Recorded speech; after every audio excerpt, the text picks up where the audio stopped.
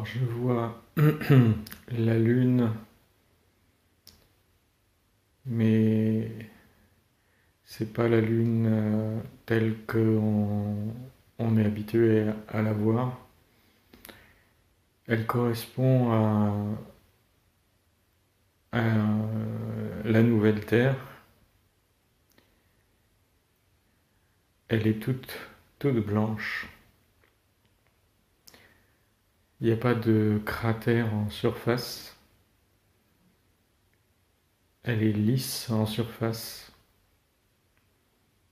Et c'est comme si elle émettait de la lumière.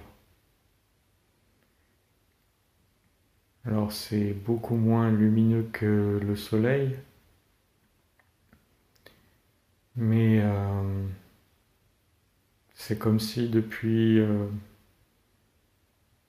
l'intérieur il y avait un rayonnement lumineux, blanc, c'est un rayonnement doux, ça fait penser à certaines veilleuses utilisées pour les enfants.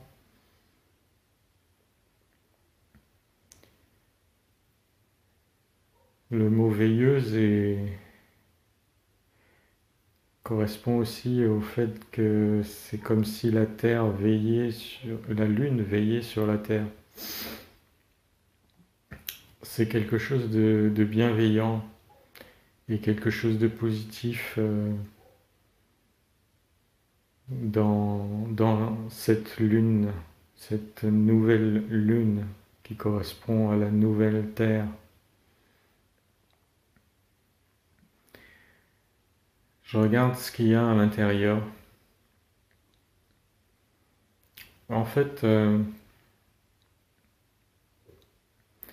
c'est comme un vaisseau, un gros vaisseau sphérique et blanc, lumineux. À l'intérieur, il y a comme des laboratoires ou des centres hospitaliers. Il y a aussi des endroits pour se détendre comme des lieux de méditation.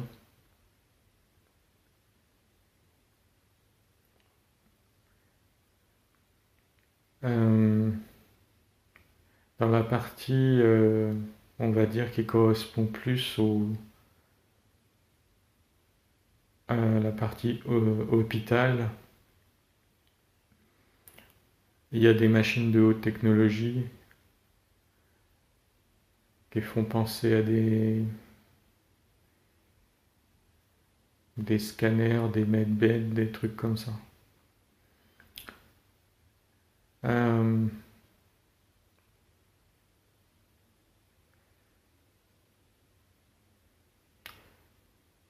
il y a des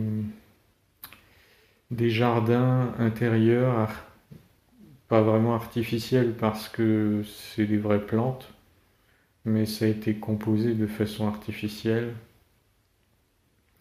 comme euh,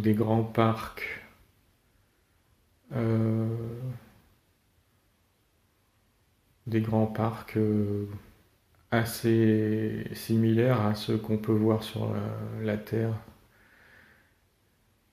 actuelle.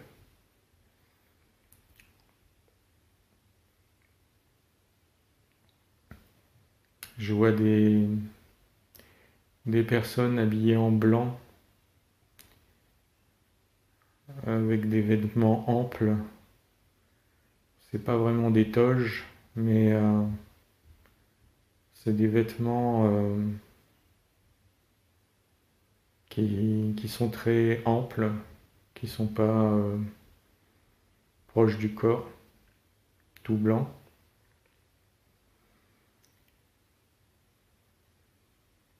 Il y a vraiment une sensation de sérénité. Il y a une lumière artificielle qui ressemble à la lumière du soleil. Et si on ne sait pas vraiment, si on se promène dans ce parc, celui que je vois, on pourrait vraiment croire que c'est le vrai soleil. Alors en fait, c'est un peu étonnant, mais il y a une simulation du ciel bleu qui est artificielle. Et par contre, la lumière du soleil, en fait, c'est le, c'est le soleil, mais c'est comme si cette lumière du soleil était euh, canalisée, amplifiée et reprojetée dans ce ciel artificiel.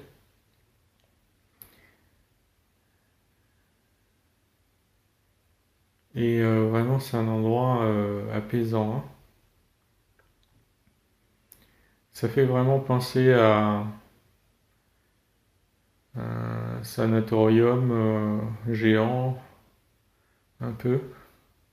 Il y a vraiment des endroits pour se détendre, des trucs un peu du genre sauna hammam pour s'apaiser avec des lieux où il y a des massages, euh, des douches chaudes,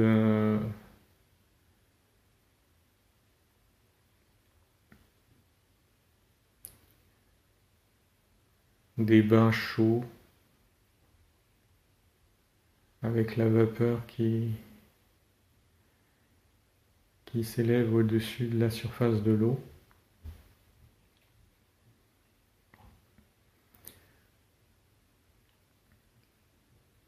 C'est vraiment un endroit pour se ressourcer en fait. Alors c'est un peu comme une annexe de la Nouvelle Terre, parce que la Nouvelle Terre est déjà un lieu de sérénité, de paix, de bien-être. Mais on va l'appeler la Nouvelle Lune. Cette Nouvelle Lune, c'est aussi un endroit comme cela, euh, qui par contre, lui, est complètement artificiel en fait, hein, et c'est un vrai vaisseau, on va dire planétaire, mais, mais c'est vraiment un lieu agréable aussi, aussi bien que sur la Nouvelle Terre. Et il y a bien sûr énormément d'échanges, de visites, de déplacements entre la Nouvelle Terre et la Nouvelle Lune. Euh, c'est vraiment un lieu pour, entre guillemets, aller mieux. Euh, Il y a l'équivalent de psychologue pour les gens qui ont besoin de s'exprimer, qui ont besoin de parler de choses et d'autres. Et c'est des psychologues, entre guillemets, modernes qui ont des techniques, on va dire, thérapeutiques avancées. Alors je vois qu'il n'y a pas que des humains hein, sur ce vaisseau planète. Tout à l'intérieur, c'est très blanc, hein. Ça fait un peu hospitalier quand même. C'est les murs, le sol. C'est blanc, mais en fait, comme si c'était tout lumineux en fait. Euh, c'est comme si la lumière venait du sol, du plafond et des murs. Cette lumière blanche, elle est partout. Il y a quelques cloisons qui sont transparentes et d'autres qui sont blanches opaques. Mais c'est vraiment, il y a beaucoup de lumière à l'intérieur, partout. Euh,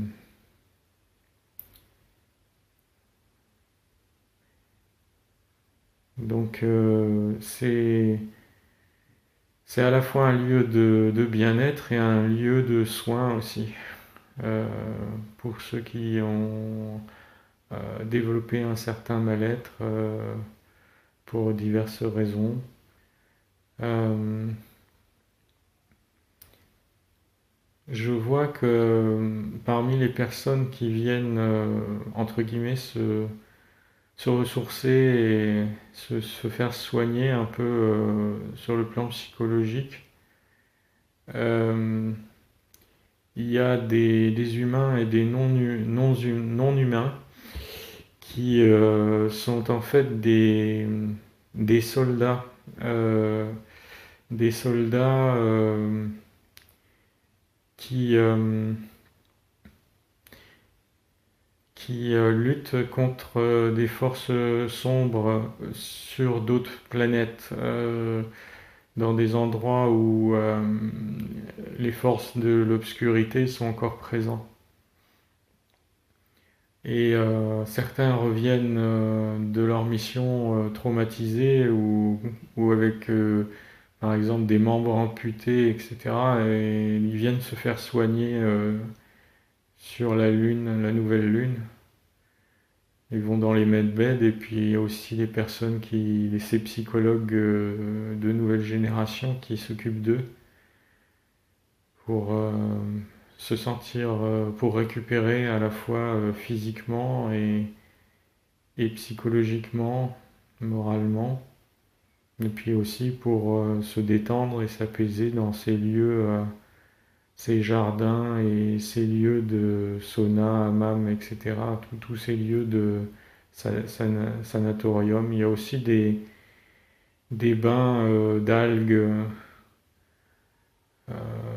ce qu'on voit dans beaucoup de sanatoriums. Des eaux particulières aussi, des eaux qui sont thermales. Euh, c'est vraiment un endroit où on peut se ressourcer et même si on est en mauvais état, entre guillemets, à quelque niveau que ce soit, on ressort de là vraiment complètement ressourcé et en pleine santé. Euh,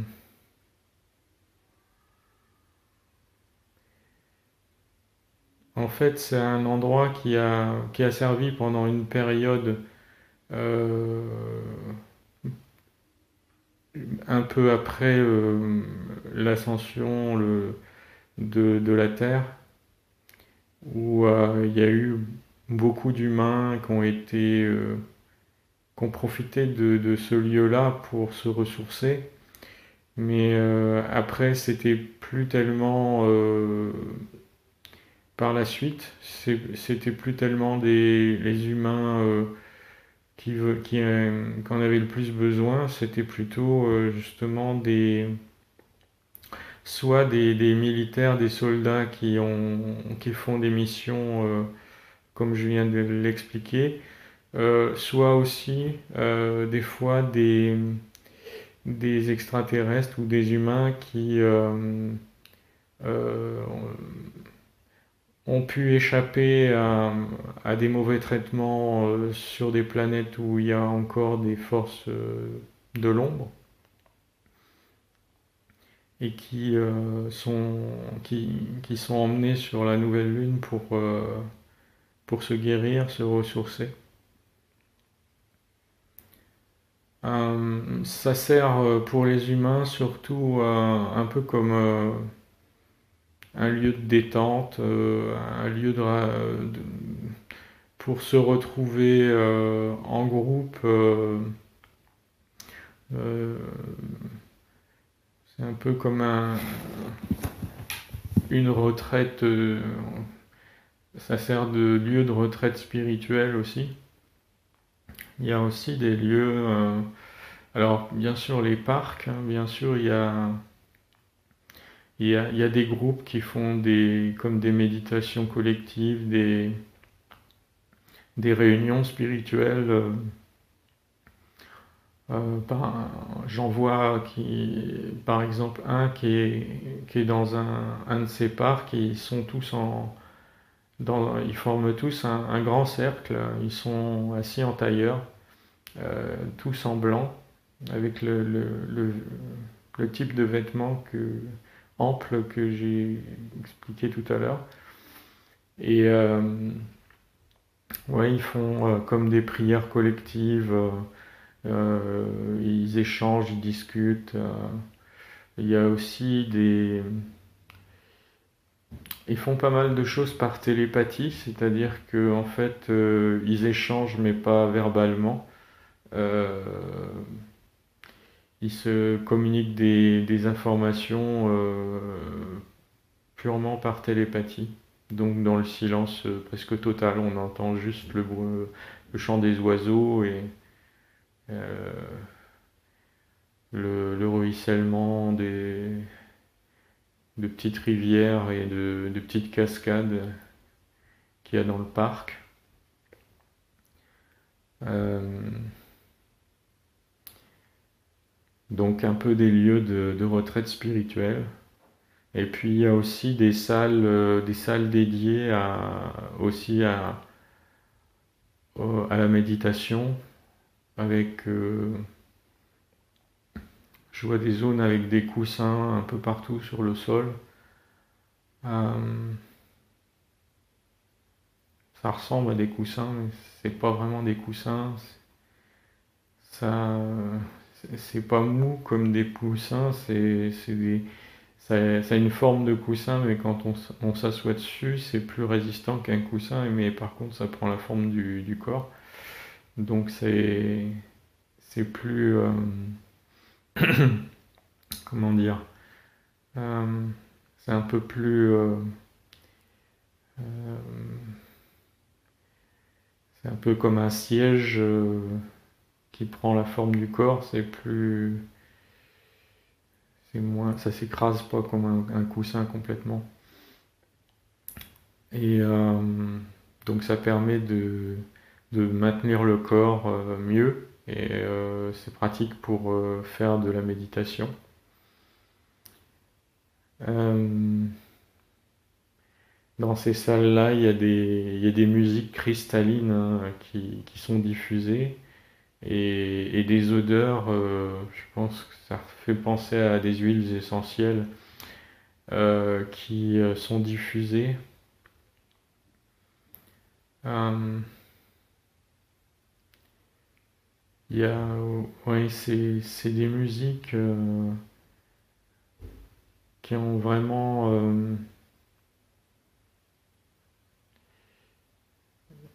c'est vraiment, ça fait vraiment penser à des sons cristallins, très doux, très feutrés et cristallins. Et les odeurs, c'est la première chose qui me vient, c'est un peu des odeurs euh, de rose mélangées à du jasmin, euh, un peu des odeurs de pin, euh, et puis en même temps, ça a un côté un peu maritime, un peu une légère odeur d'iode mélangée, enfin, c'est vraiment très très agréable. Et il y a des lieux aussi comme pour prendre des cours de développement spirituel, comme des stages ou des ateliers avec des personnes ou des êtres non humains qui sont très avancés et qui donnent l'équivalent de formation à des êtres humains pour développer leur perception, leur capacité psychique, notamment la télépathie, mais pas uniquement la télépathie. Et là, je vois, par exemple, je vois un arcturien qui est là et qui sert qui fait office de formateur en fait. Il a une tête un peu triangulaire, la peau bleu clair, des grands yeux à la fois noirs et puis c'est comme si le tour de l'œil était noir, le centre était noir aussi et entre les deux comme une iris, une espèce d'iris verte. Euh, c'est pas exactement comme les arcturiens qui sont représentés, qu'on retrouve facilement sur le net, hein. C'est pas exactement ces yeux-là. Ça fait penser un peu aux yeux de E.T. Dans le film.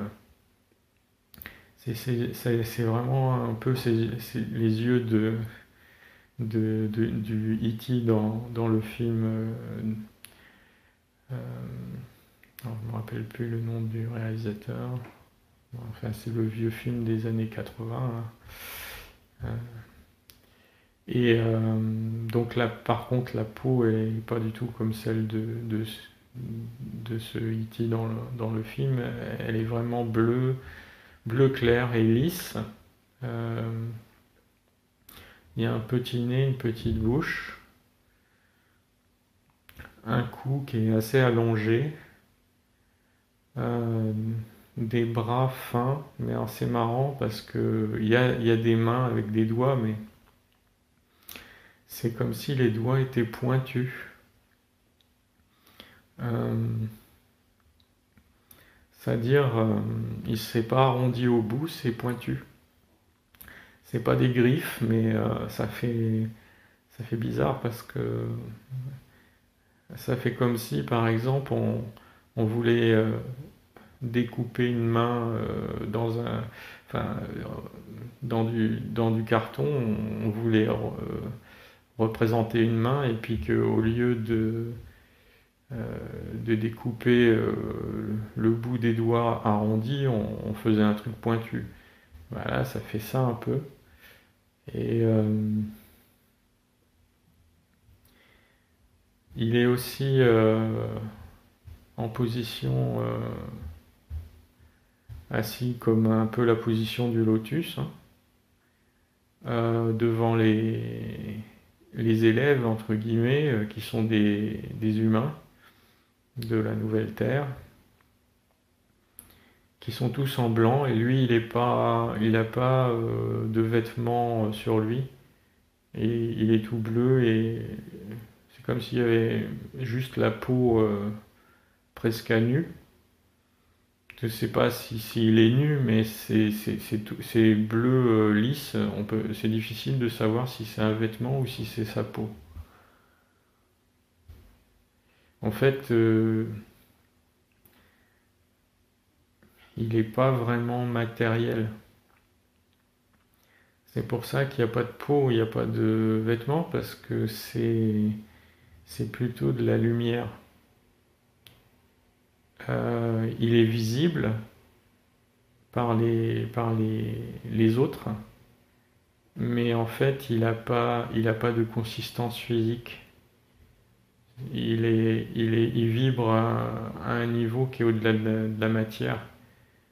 Alors, c'est comme s'il faisait en sorte d'émettre une lumière pour qu'on puisse voir son corps, enfin, pour qu'on puisse, c'est même pas ça en fait. C'est que il est, s'il fait rien, spécialement, il va être sous forme d'esprit pur, un peu comme une boule de lumière.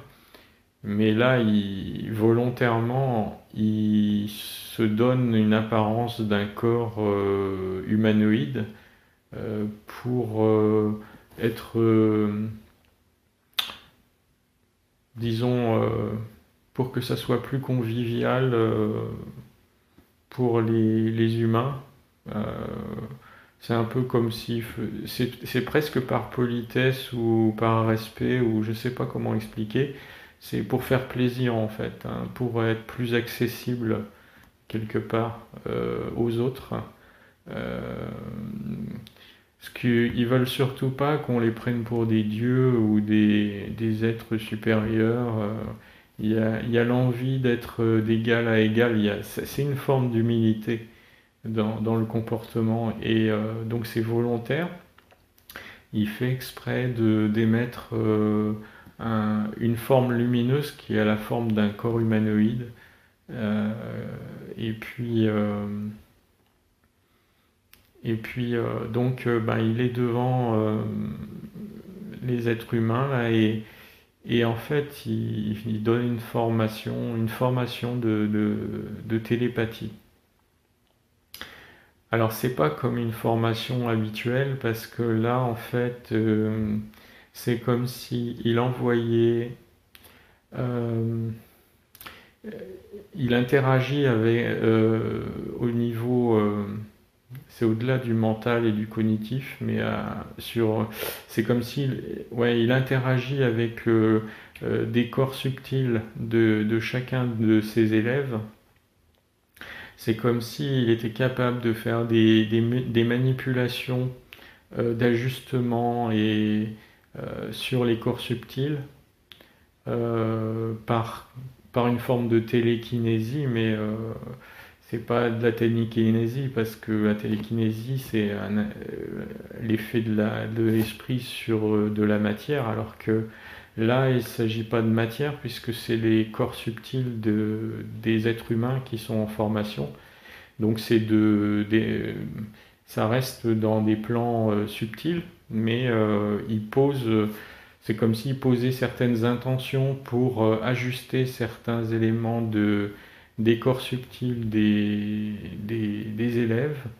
Et comme ça, en fait, ça a pour effet d'ouvrir. Ben, ça joue aussi sur les chakras supérieurs. C'est au-delà les chakras au-dessus du chakra coronal du sommet de la tête. Hein. C'est ceux qui sont dans les corps subtils supérieurs au-dessus. Et c'est surtout à ces niveaux-là qu'il y a une action au niveau des chakras. Mais c'est pas uniquement cette zone-là, c'est les corps subtils en général. C'est comme s'il était capable de scanner l'état des corps subtils et puis d'imprimer comme une impression 3D sur ces corps subtils euh, des nouvelles choses pour développer la télépathie, mais pas uniquement. C'est plus large que ça. C'est des ouvertures euh, vers d'autres perceptions extrasensorielles. Il y a justement les capacités qu'il a lui d'ajustement à distance comme ça sur des corps subtils, ben, ça fait partie aussi des choses qui sont développées. Euh, donc voilà, il y a ces espèces de centres de formation qui sont dans ces salles-là et puis dans les parcs. Euh, je regarde s'il y a d'autres éléments sur cette nouvelle lune.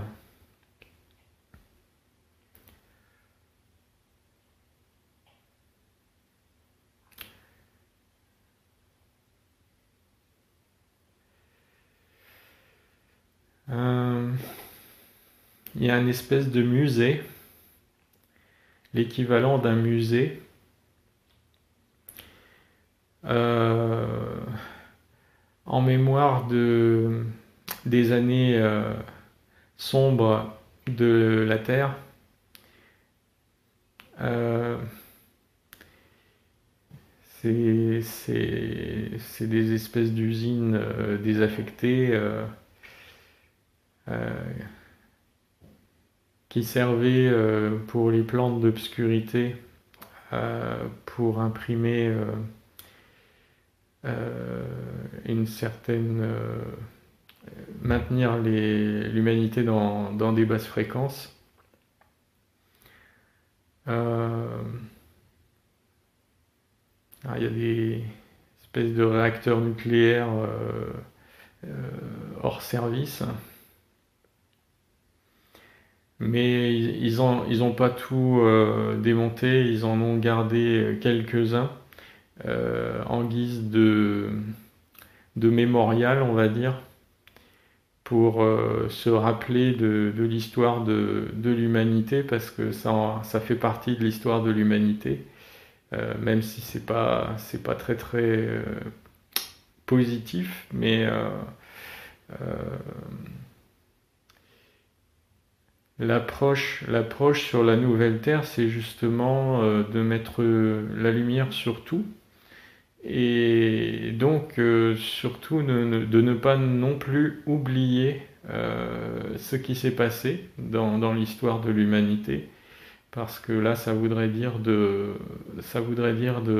remettre de l'obscurité sur des choses, alors que là, ben, en fait, il ne s'agit pas d'oublier ce qui s'est passé, et, et que ce soit clair pour tout le monde, ce qui s'est vraiment passé.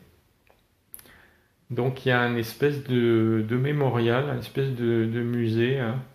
Il n'est pas très grand, mais il fait partie de la Lune, pour rappeler un petit peu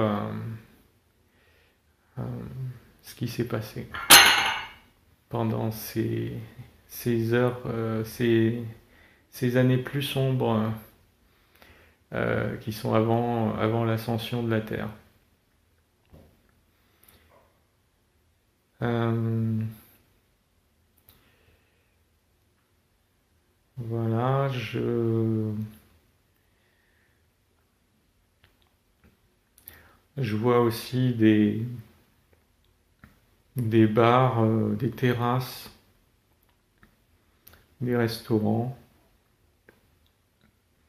des lieux un petit peu de distraction avec de la musique, des gens qui dansent. Euh, alors dans les gens, c'est mélangé, hein. Il n'y a pas que des terriens, il n'y a pas que des humains. Euh,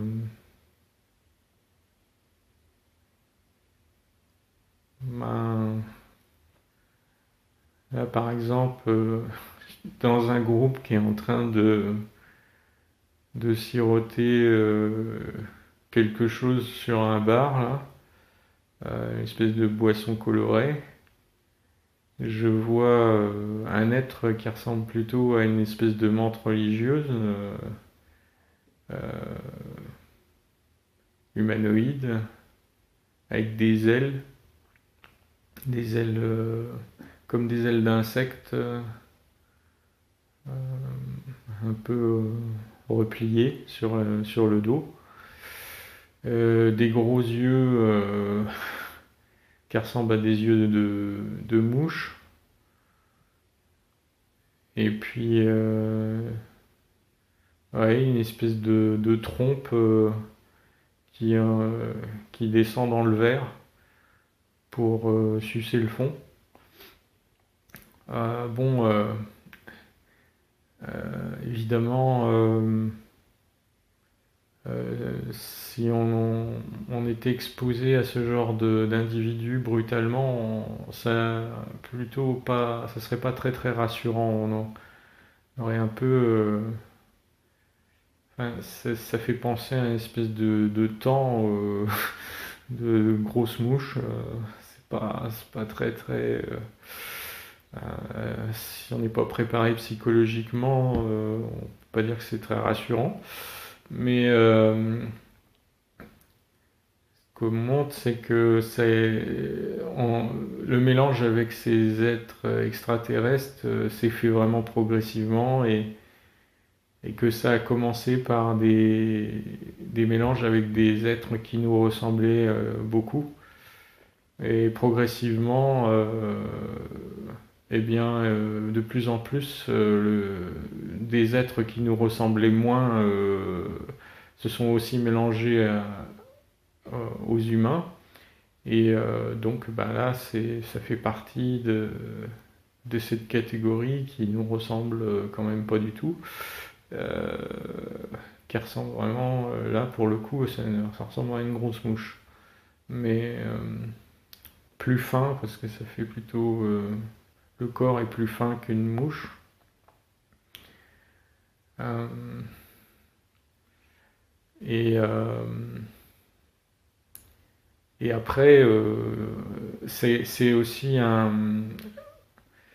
ça fait partie aussi de l'évolution spirituelle de l'être humain.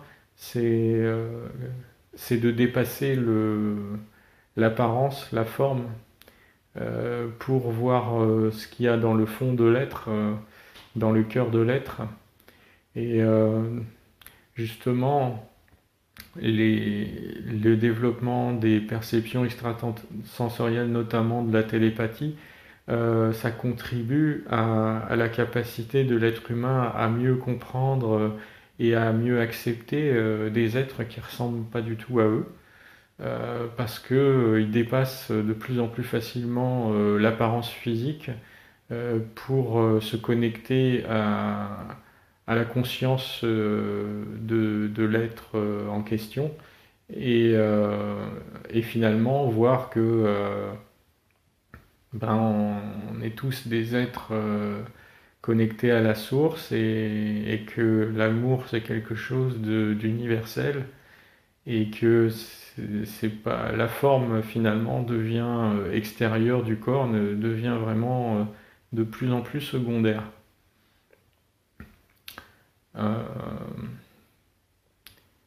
et que ultimement, une fois que cette compréhension est devenue vraiment euh,